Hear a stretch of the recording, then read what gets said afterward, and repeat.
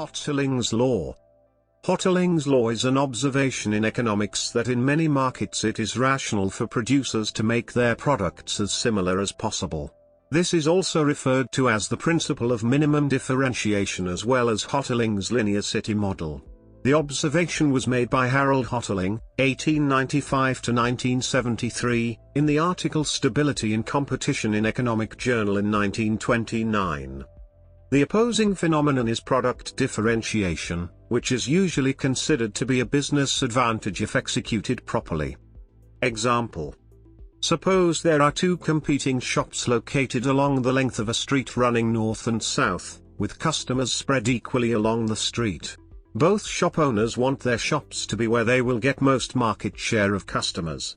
If both shops sell the same range of goods at the same prices, then the locations of the shops are themselves the products. Each customer will always choose the nearer shop as it is disadvantageous to travel to the farther. One shop. For a single shop, the optimal location is anywhere along the length of the street. The shop owner is completely indifferent about the location of the shop since it will draw all customers to it, by default. However, from the point of view of a social welfare function that tries to minimize the distance that people need to travel, the optimal point is halfway along the length of the street. Two shops, halfway. Hotelling's law predicts that a street with two shops will also find both shops right next to each other at the same halfway point. Each shop will serve half the market, one will draw customers from the north, the other all customers from the south.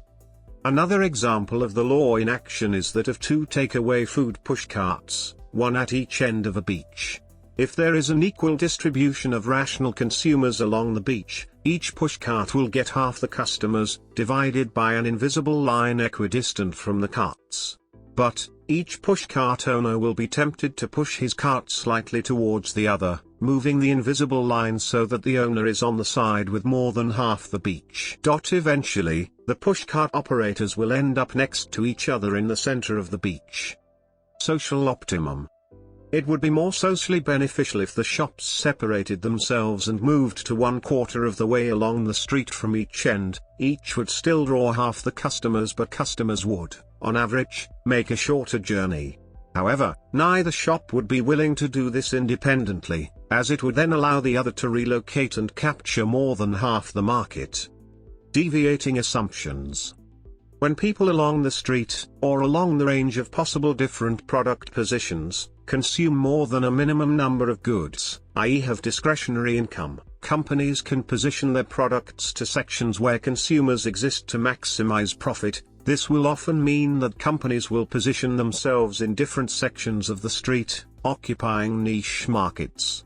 When prices are not fixed, companies can modify their prices to compete for customers. In those cases it is in the company's best interest to differentiate themselves as far away from each other as possible so they face less competition from each other.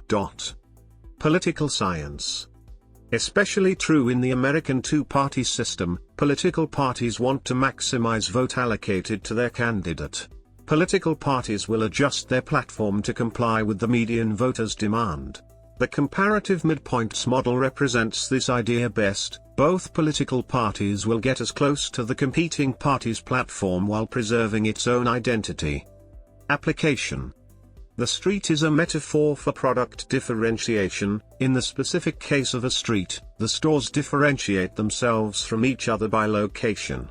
The example can be generalized to all other types of horizontal product differentiation in almost any product characteristic, such as sweetness, color, or size. The above case where the two stores are side by side would translate into products that are identical to each other.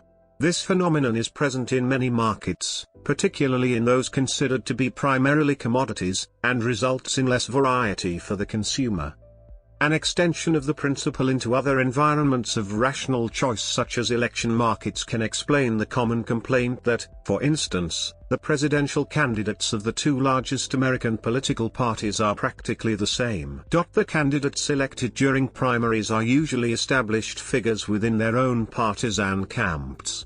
Electors in the middle of the political spectrum are more likely to be swing voters, and there is a tendency for the candidates to rush for the middle to appeal to this crucial block. The assumption is that people will choose the candidate with a closer ideology to their own, so that the most votes can be had by being directly in the center. In real life, this phenomenon can be observed in real life, not just in commodity businesses like bars, restaurants, and gas stations, but even in large, branded chains,